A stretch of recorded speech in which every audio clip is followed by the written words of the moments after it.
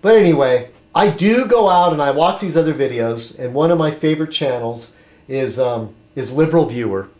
And this guy takes clips from TV and Fox News, mainly Fox News, and points out fallacies in it. And I think Liberal Viewer does a real stand-up job. I recommend him to truth seekers. I'm still having a little back and forth with Witzke, man. Nothing personal.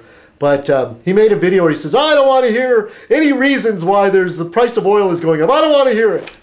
Come on, man, be real. We're all going to talk about what we think, and we have our pet theories. And maybe it's a little bit of each. Maybe it's a little bit of supply and demand. Maybe it's a little bit of speculation. Maybe it's like market playing, but Congress is looking into it. Congress is looking into the profits and the fact that speculators may be driving it up. And one example I can give. Here we go. We're going to go into the serious stuff. I don't really post that many separate political vlogs, but if you know Fez Night, at some point I talk about politics or I talk about news or something. And maybe there's going to be too much of it tonight because I've been lazy and not doing the separate videos. But when I do these separate videos, look, I'll admit it. When I do Fez Night, I'm preaching to the choir. And I don't get as much crap, okay? But when I do those separate videos, then people that I don't know respond to it. And sometimes it ends up, there's a lot of energy involved when you do those separate videos. When I do those separate videos. Because I'll get into arguments with people. And I always like to have the last word. What can I say? So, what was I saying? What was I saying? I was going to say that, I got a message.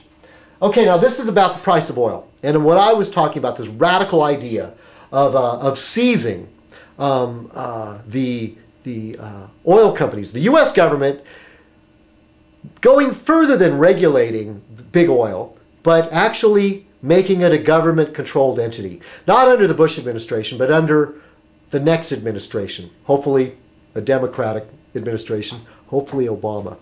And, oh yeah, that'll really upset some people. But you know what?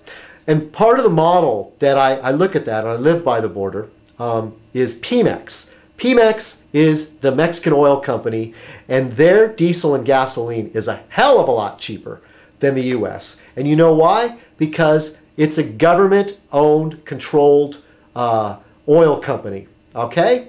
And they can determine the price.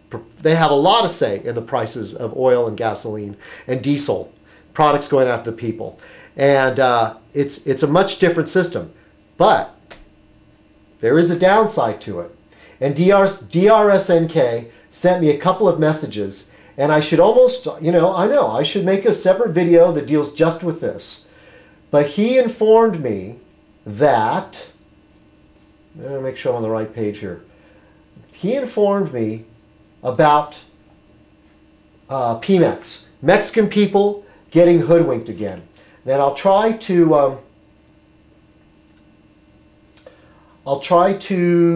go through this, but thank you DRSNK for sending me this. And oh, I'm sorry, I forgot. I just forgot the name. Carlito. Sometimes you go by Carlito.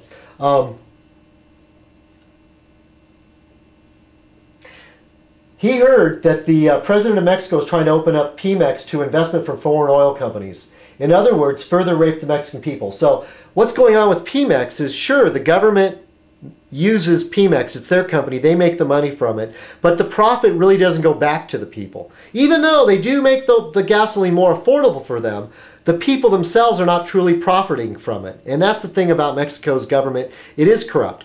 I think a similar model in the U.S., though, would be more transparent because, face it, as much as you folks hate U.S. government, and I know libertarians or the anarchists hate it even more than I do, I mainly hate this administration. If we had another administration, I might prefer them a little more. I mean, I might be a little more okay with it. But as much as some of us hate the U.S. government, the Mexican government is much more corrupt.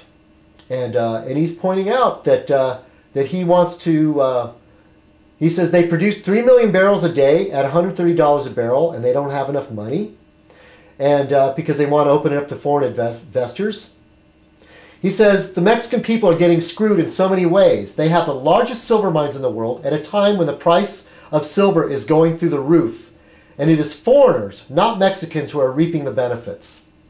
This is a country with a $2 trillion GDP and poverty everywhere. A country with 17 billionaires.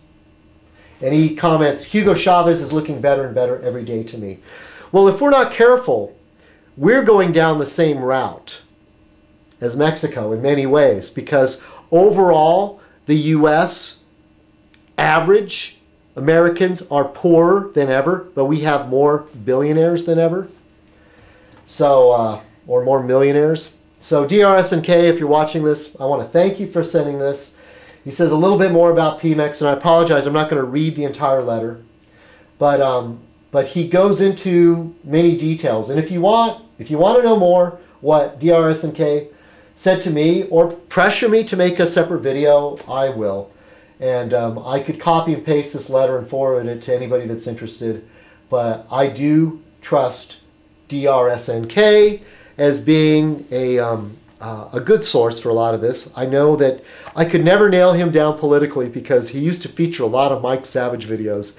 And that's how we met, because my first video was about Mike Savage. And and even though he has some conservative views, he also has some like I said, I can't nail him down. He has some kind of liberal ideas too.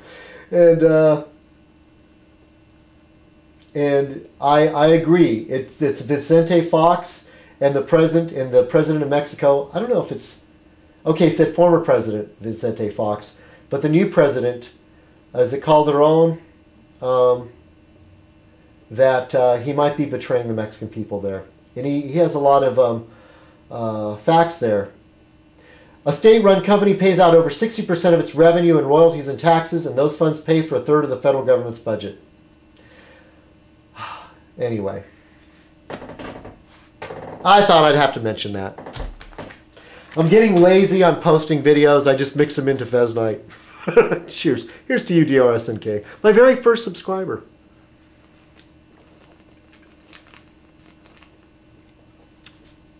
And a guy who knows a lot of stuff because he follows the news.